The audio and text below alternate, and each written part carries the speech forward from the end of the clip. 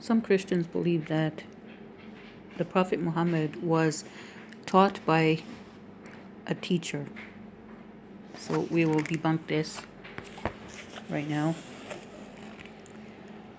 Muhammad Asad, in 1980, he writes, whereas some of the pagan Quraysh regarded the ideas expressed in the Quran as invented by Muhammad, others thought that they must have been imparted to him by a foreigner, perhaps a Christian who lived in Mecca or at that time, or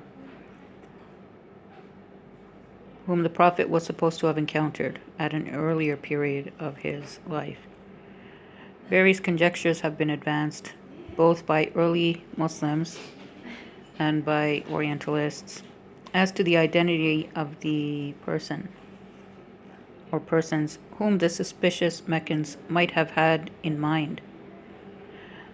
But all these conjectures are purely speculative and therefore of no historical value whatsoever.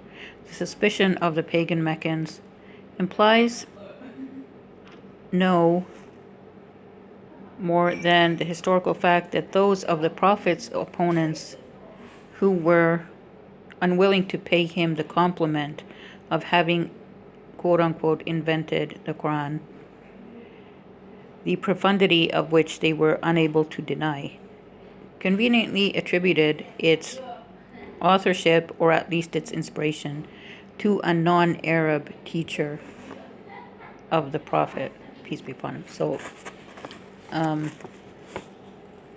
this can't be, because we'll see in the Quran, chapter 16, verse 103, we read, "And indeed, fully well do we know that they say it is but a human being that imparts this to him.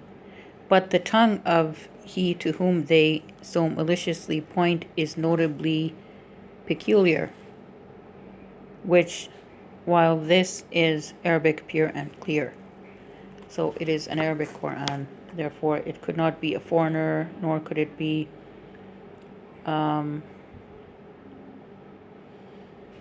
it doesn't seem to be pointing to an Arab person.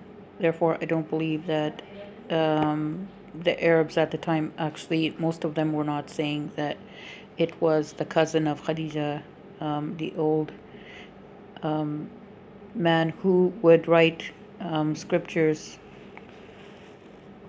He would write earlier scriptures, so he was not a Muslim. And his name was, I think, Waraka.